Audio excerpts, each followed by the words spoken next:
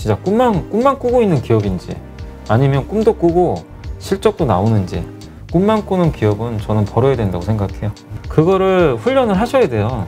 절반 파셔가지고 저평가된 것도 되게 많아요. 지금 널려 있어요. 그런 걸로라도 한번 교체를 꼭 해보세요. 그렇게 하셔야 나중에 성공해요. 미국 시장이 그렇게 변동성이 있을 것이라고 예상을 한다면 이번 주 우리 한국 증시도 좀 쉽지는 않을 것이다. 이게 기대하는 게 당연하겠죠.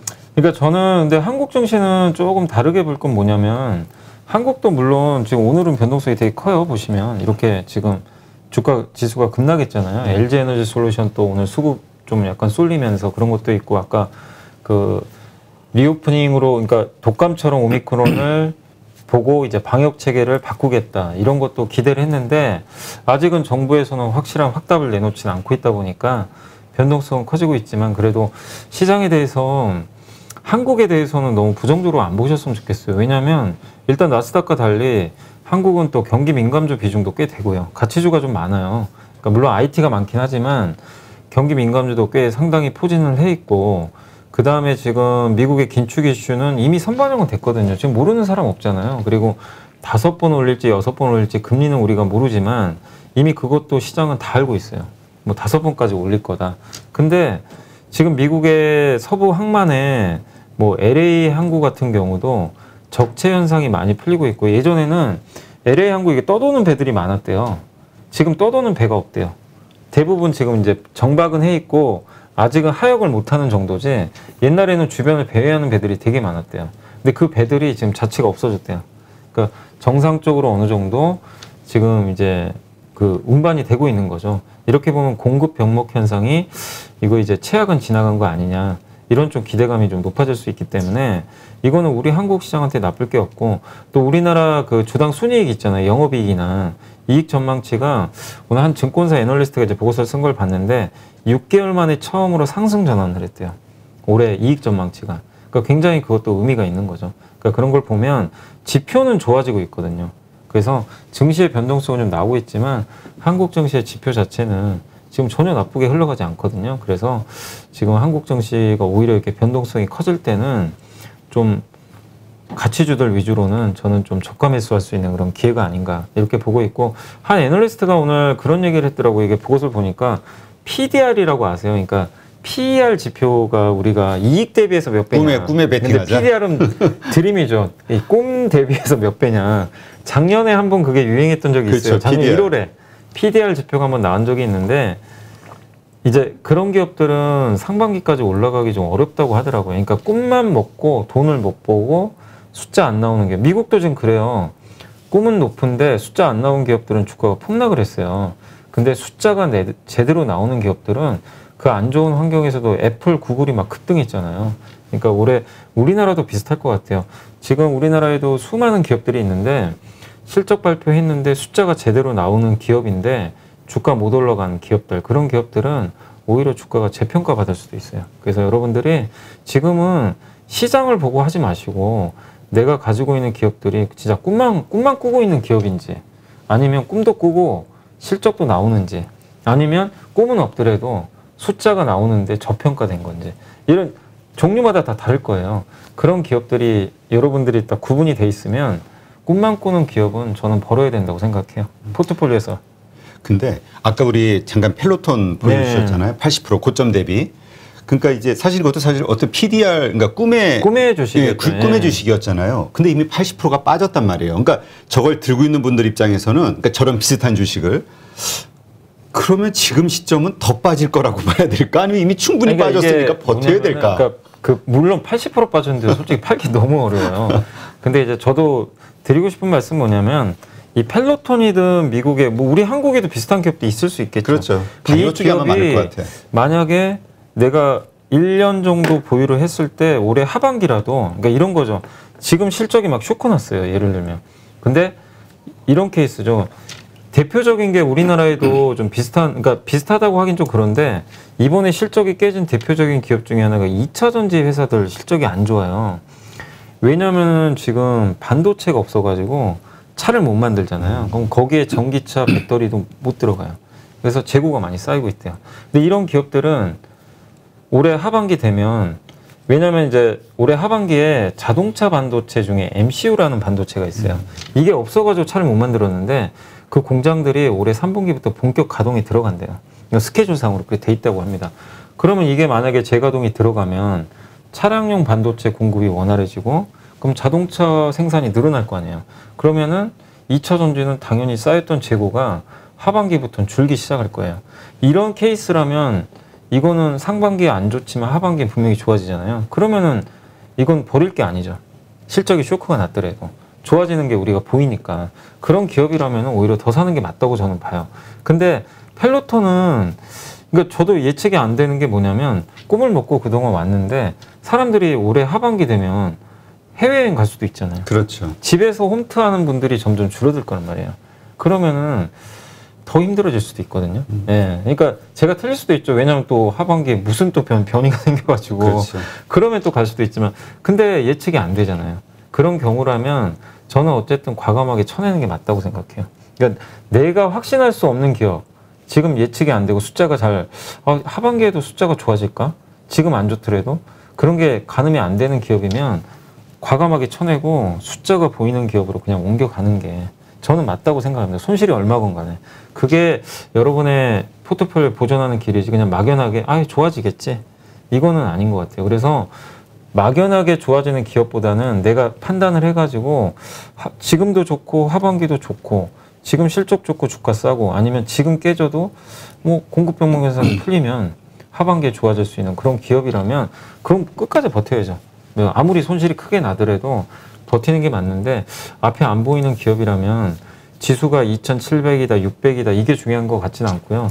지금 지수 2,600 가고 800 가고 이게 중요한 게 아니고 여기서 내가 어떤 포트폴리오로 종목들을 잘 구성해 놓을지 이거를 잘 구성해 놓으면 나중에 지수가 3,000, 3,200 회복되면 어쨌든 달라지거든요. 근데 여기서 대처를 못 해놓으면 지수가 3,200을 가도요. 내 계좌는 회복이 안 돼요. 안녕하세요. 815 모니톡 시청자 여러분, 이베스트 투자증권의 염승환 이사입니다. 2022년도 주식시장 전망과 투자 방향이 담긴 요약집을 제가 직접 작성하였으니 새로운 투자를 준비하시는 마음으로 꼭 한번 읽어보시기 바랍니다. 신규 발간된 2022 트렌드 요약집을 받을 수 있는 방법을 알려드릴게요. 요약집은 이베스트 투자증권 계좌를 처음 만드신 신규 고객님이라면 누구나 신청 가능합니다. 계좌 개설하는 방법 안내해 드릴게요. 먼저 플레이스토어 앱스토어에서 이베스트 모바일 앱을 설치하신 후 다이렉트 계좌 개설을 진행하시기 바랍니다. 계좌 개설 시 개설점은 반드시 다이렉트로 선택하셔야 합니다. 마지막으로 이벤트 코드란에 815를 입력하시면 이벤트 신청이 완료됩니다. 이벤트 신청 고객님께는 요약집뿐만이 아니라 주식 투자 시 바로 사용 가능한 주식 상품권 5,000원권도 저희가 입금해 드리니 참여하셔서 혜택 모두 꼭 받아가셨으면 좋겠습니다. 2022년 주식시장 전망과 메가트렌드 산업 내용, 주식 트렌드 요약집에서 꼭 확인해 보세요.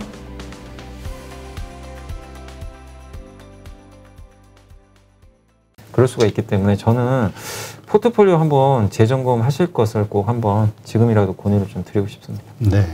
그러니까 이게 이런 것들이 헷갈리는 거예요. 이제 많은 분들이. 네. 예를 들어서 에코프로비엔 같은 네.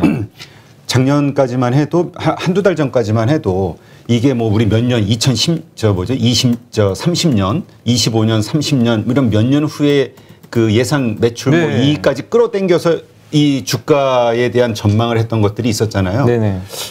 이런 것들에 대한 비전을 지금 그대로 가져가도 되는 것인지 아니면 이제 상황이 바뀌었으니 현실적으로 지금의 PER 혹은 뭐 이렇게 봐야 되는 것인지 이걸 헷갈려 하시더라고요. 그러니까 2차 전지 셀업체가 있잖아요. 그러니까 제가 비교를 해드리면 2차 전지가 3개거든요. 딱 3종류로 나눌 수가 있어요. 뭐냐면 첫 번째가 LG 에너지 솔루션이나 LG 화학이나 삼성 SDI 같이 이제 직접 만드는 회사가 하나 있고 아까 말씀하신 에코프로 BM처럼 소재, 그 다음에 또 하나가 장비 3개인데 소재만 작년에 주가가 엄청나게 올랐어요. 그러니까 여기 보시면 에코프로 BM이 이게 월봉 차트인데 작년 그러니까 2020년 말 주가가 이때가 14만 원 했거든요. 작년에 얼마 갔었죠? 57만 원.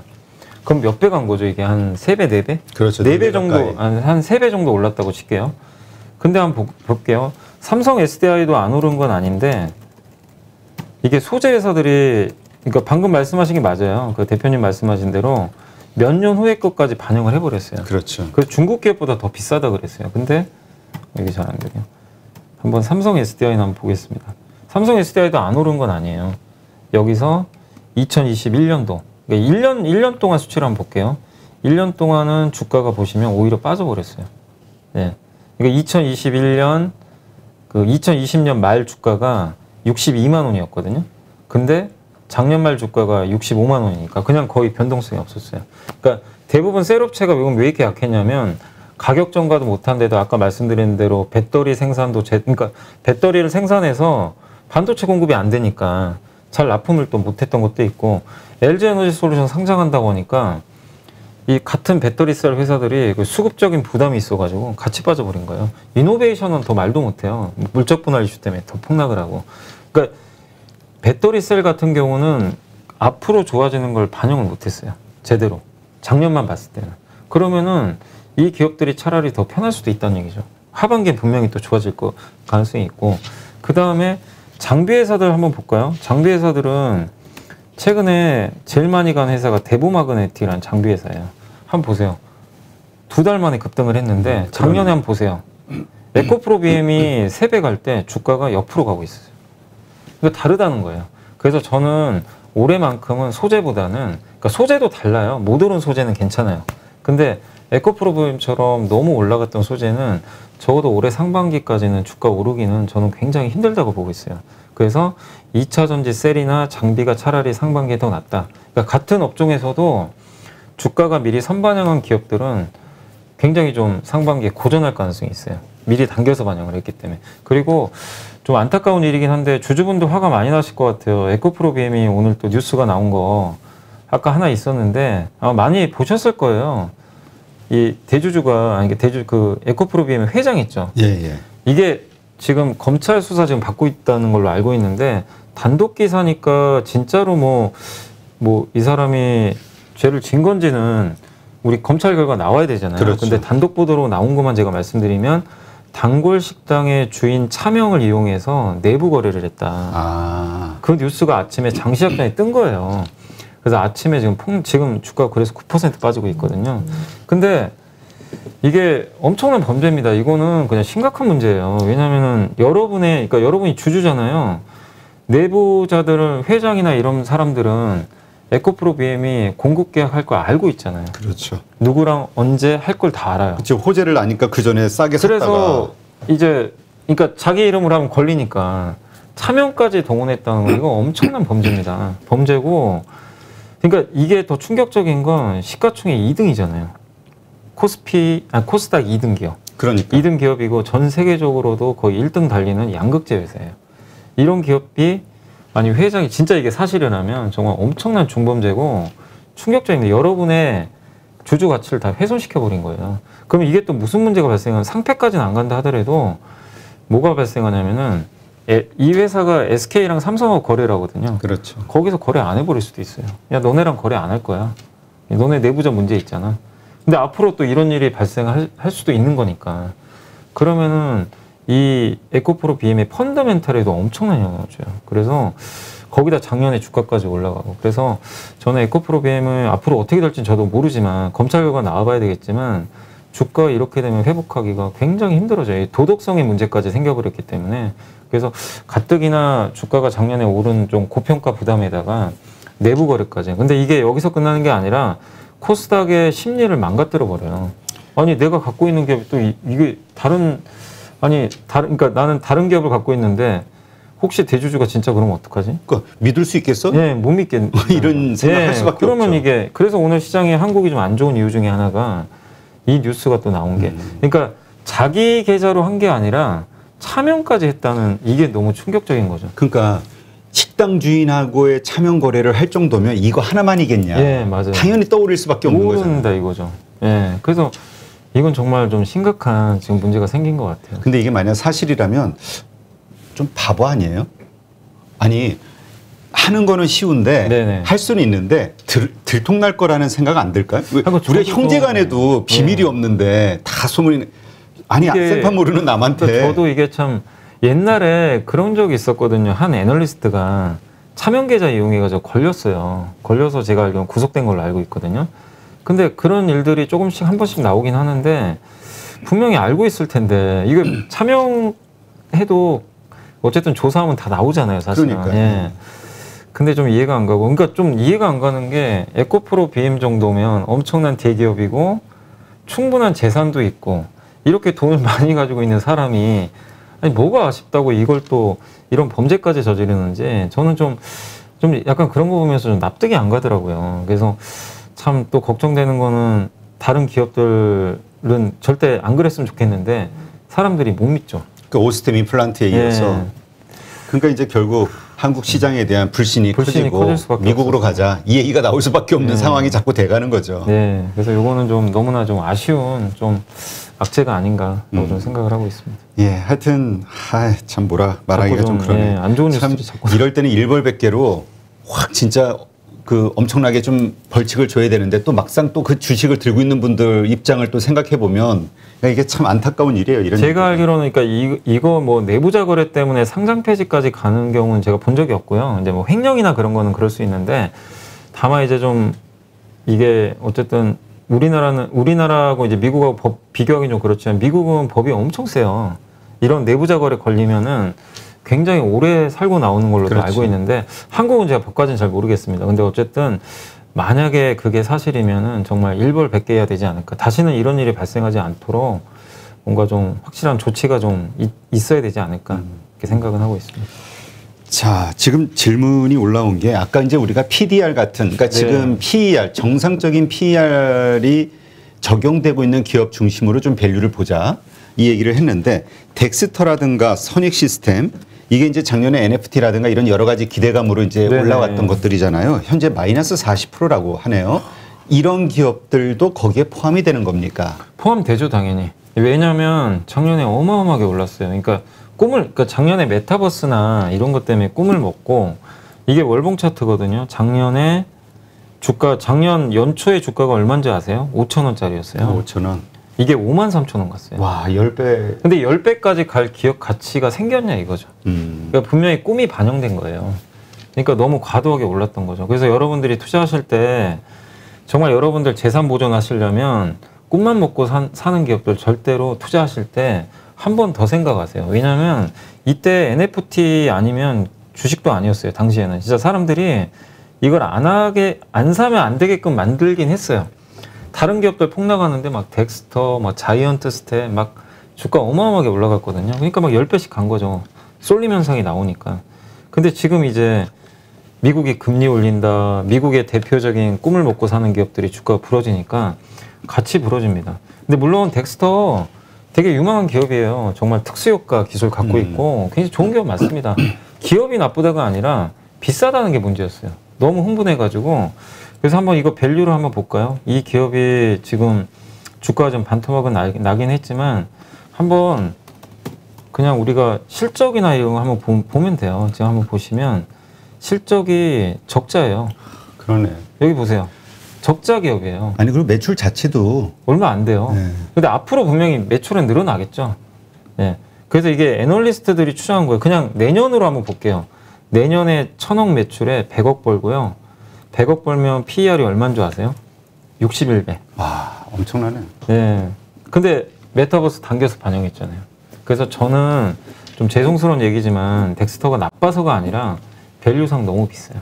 지금 저 수치를 이거는 누구도 부인 못 하잖아요. 제가 거짓말하는 게 아니잖아요. 퍼가 61배입니다. 지금이 아니라 내년에 돈을 많이 벌어서 100억 번다고 가정했을 때도 퍼가 61배. 올해 예상 순이익 기준으로는 98배예요.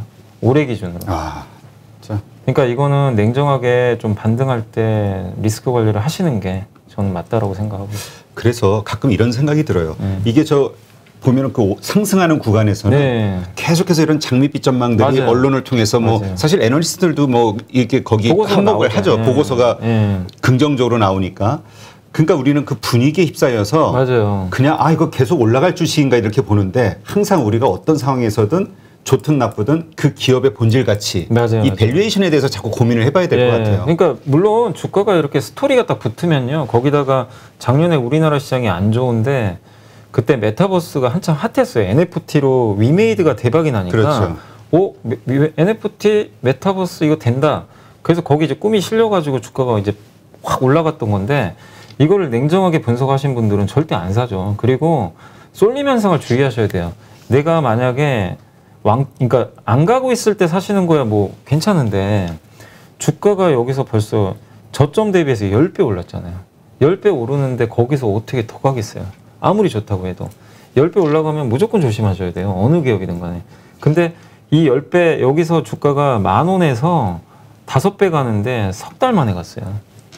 너무나 가격이 올랐던 거죠. 그래서 그러니까 지금 갖고 계신 분들은 당연히 속 쓰리죠. 내가 저걸 왜 샀을까? 차라리 좀 참을 걸 후회도 되시겠지만 그냥 이거는 어쩔 수 없는 것 같아요. 지금 뭐 그 손실이 좀 크신다 하더라도 최소한 절반은 과감하게 손절매를 하시는 게 맞는 것 같아요.